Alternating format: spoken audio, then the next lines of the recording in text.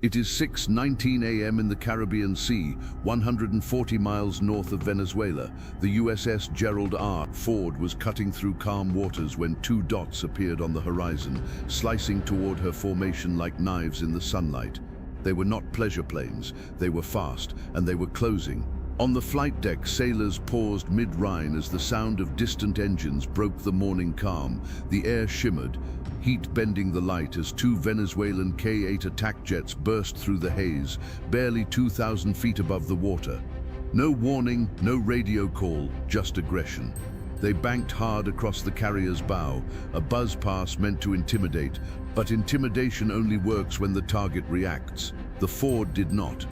From the bridge, the commanding officer watched through binoculars, unflinching. "Maintain course," he said.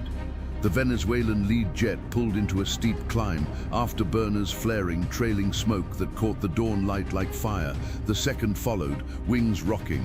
The move was too dangerous, too low, too fast, and far too close to a 100,000-ton nuclear carrier whose radar systems could track a tennis ball at 40 miles. Down in the Combat Information Center, the Ford's air controllers were already watching every frame of it on the FLIR feeds. Their screens painted the truth in infrared.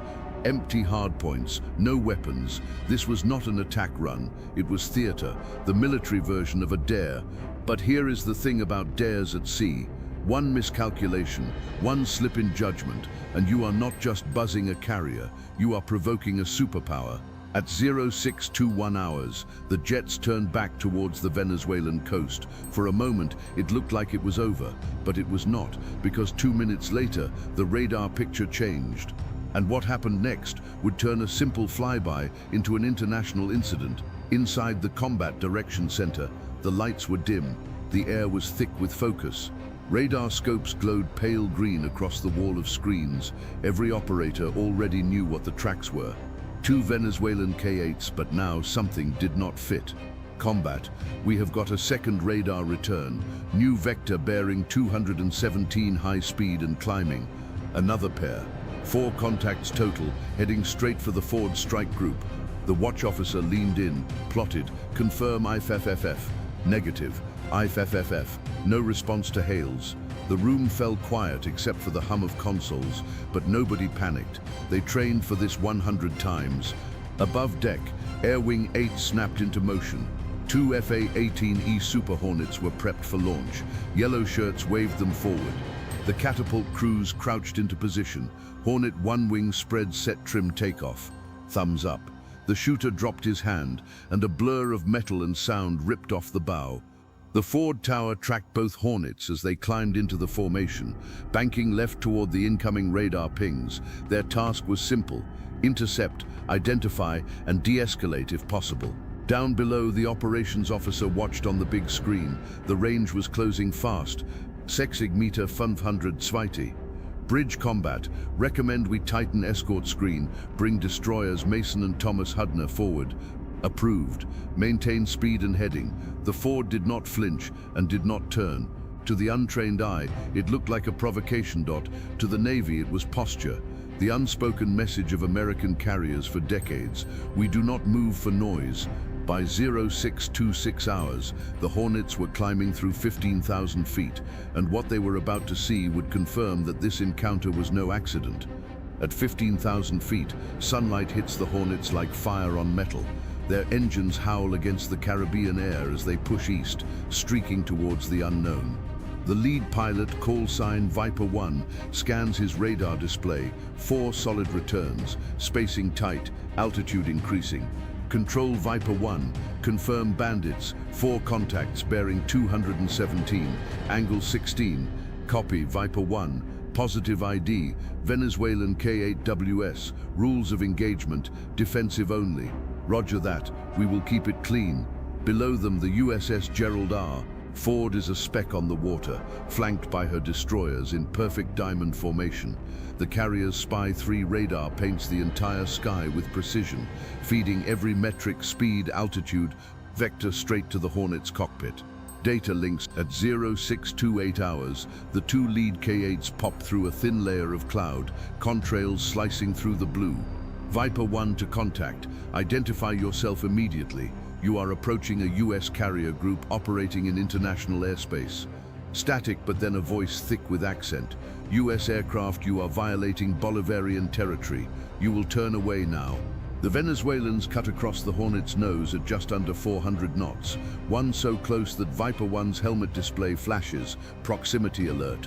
Watch your spacing, his wingman calls. Viper 1 studies his grip. We are not here to dance, boys. Just watch the show. Back on the Ford, every radar sees it in real time. The flight paths crossing within seconds of collision. Bridge combat. Venezuelan aircraft executing unsafe maneuvers. Copy that. Maintain calm posture. No course change. Well, one thing is clear now. This is not a mistake. It is bait. At 17,000 feet, the two Super Hornets shadow the Venezuelan formation like wolves trailing a reckless pack. The sky is bright but tense, thin clouds gliding beneath them, the Caribbean stretching endless blue below. On Viper 1's FLIR screen, the K-8s drift closer to each other, tightening formation, no missiles, but open hardpoints glint under the sun, visual intimidation pure and simple. Control, they are crossing into our flight path again. Distance 800 meters. Copy, maintain shadow posture, record everything. The Ford's E-2D Hawkeye circling high above feeds its radar picture directly into the Hornets' helmets. Every move, every deviation is catalogued. The carrier's crew below is silent, watching the data unfold like a live chess game. Then one Venezuelan jet banks sharply left, breaking formation. The maneuver is fast, aggressive, and dangerously low, straight across Viper 2's nose. The American pilot's tone stays cool. Ford control, contact just executed a proximity pass, range 200 m. Below, the Ford's Combat Direction Center tracks every angle, Spy 3 radar sweeps, plotting the jets in perfect digital clarity. On the big board, the distance drops to 6 miles from the carrier. Bridge combat recommend alerting CRAM to standby. Affirmative, do not engage. The K-8s bank again, closing in tighter, almost too tight. The next pass will bring them within seconds of disaster, and this time, someone is going to make a huge mistake. 6:32 hours. Inside the USS Gerald R, Ford's Combat Information Center, every console is glowing with precision calm.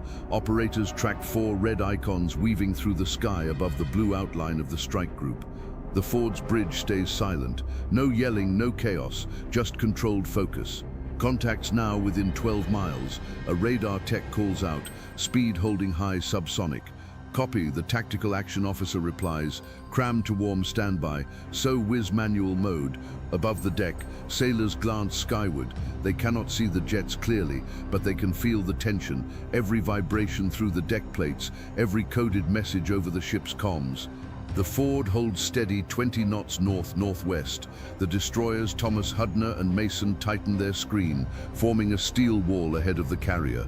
Electronic warfare suites are active, quietly jamming enemy sensors just enough to muddy any targeting radar. On the flight deck, the aircrew stays in motion. Refueling hoses snap, deck handlers wave hand signals, and the launch crews stay ready for a second scramble if needed. Nobody panics. This is routine, and that is what makes it unnerving. Inside the Combat Information Center, a calm voice breaks the silence. Bridge combat. Contacts now 8 miles, still closing. The Ford's captain steps closer to the central console, his eyes locked on the radar screen. Maintain heading, do not alter speed. It is not stubbornness, it is doctrine. A US carrier does not yield under pressure. The captain's words carry through the bridge. If we move for every jet that postures, the sea stops respecting the flag. Outside, the K-8s continue their approach, dipping low enough for their shadows to ripple across the ocean. And then one of them dives. The Venezuelan lead jet rolls inverted at barely 1,000 feet and dives straight towards the carrier group. The second follows close, cutting through the sky like a blade. From the Ford's bridge, it looks reckless, an intimidation run gone way too far. Bridge combat. Contacts now within 5 miles, altitude dropping fast. Down below, the Phalanx Sea-Whiz turret slows automatically. Its 20 barrel is tracking the lead aircraft. The system sensors detect movement faster than any human eye can blink. The only thing keeping it from firing is a silent command. Stand by. In the sky, Viper 1 and Viper 2 lock their helmets toward the Venezuelans, cameras recording everything through the canopy. The American pilot can see the other man's face, visor glinting, jaw tight, hands trembling on the stick. Forward control, they are coming in hot, range 1.2 miles. Copy, hold your line, do not escalate. The first K-8 roars over the destroyer Mason's bow, engines screaming, wake turbulence rolling off its wings. The shockwave hits the sea like thunder, rocking the ship. Then with zero clearance, it passes over Viper 2, less than 600 feet between them. Forward tower, we have got unsafe maneuvering, Viper 2 shouts, that is a near miss. Maintain discipline. The response comes back, calm and precise. The Hornets do not react. No radar locks, no counter moves. They simply slide behind the Venezuelans, shadowing them like ghosts. On board the Ford, the Cram spins quietly, its sensors locked but silent. The entire strike group holds its breath. For 10 seconds, both sides hang in that impossible balance, one false move away from catastrophe. Then, almost anticlimactically, the K-8s pull up and bank away, engines fading toward the southern horizon. The sea goes quiet again. But nobody relaxes just yet.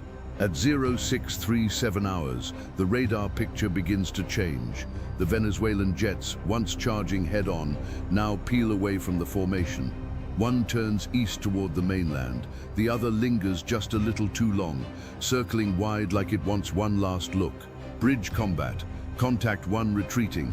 Contact 2 maintains altitude, 9,000 feet. Copy, maintain tracking, hold posture. The Ford's Combat Information Center does not blink. Every camera, radar and FLIR feed stays locked on that departing target. And even as they fade, the systems record everything. Their heat signatures, their flight profiles, radio emissions. Nothing is wasted. Up in the sky, the Hornets keep their distance. Viper 1 to control, hostiles turning south, speed decreasing, no visual weapons. Copy, Viper 1, continue, shadow, do not pursue past 50 m. From his cockpit, Viper 1 watches the smaller jets disappear into the hazy blue horizon. For a moment, it is almost peaceful, just a hum of engines and the endless Caribbean below. Then he catches something on his radar scope, a faint spike in emissions.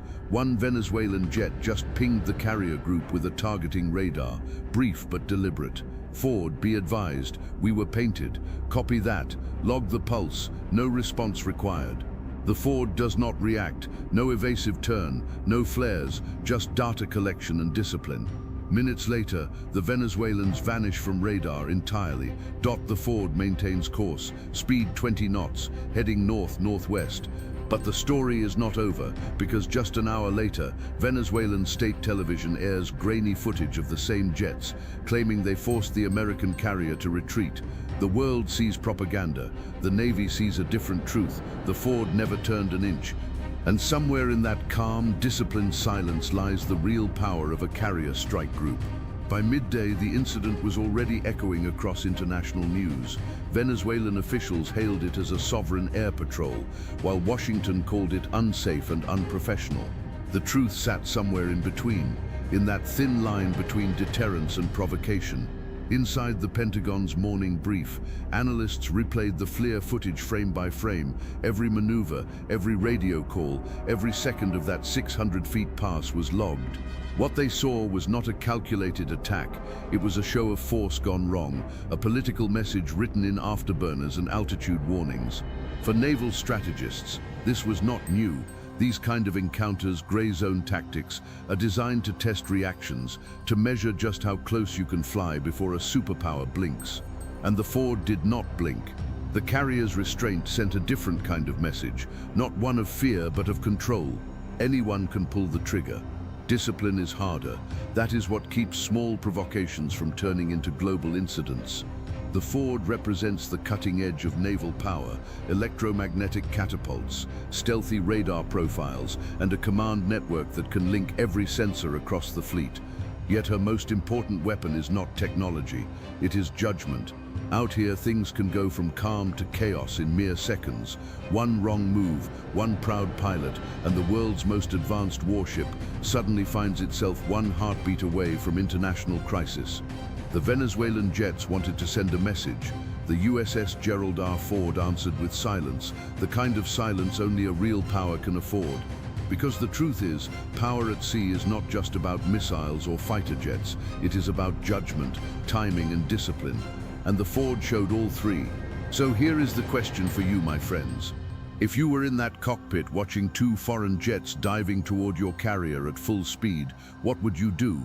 Would you hold your line and trust the rules of engagement, or would you take the first shot just to be safe? Drop your answer in the comments below. I want to see how you would handle that call.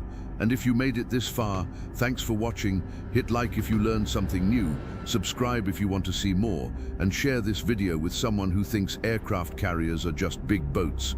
And hey, if you want to go a step further and support the channel directly, join the fleet. You will get loyalty badges, priority replies, and you will help us bring more true maritime stories to the surface. Just click join over on our channel page and get on board with us.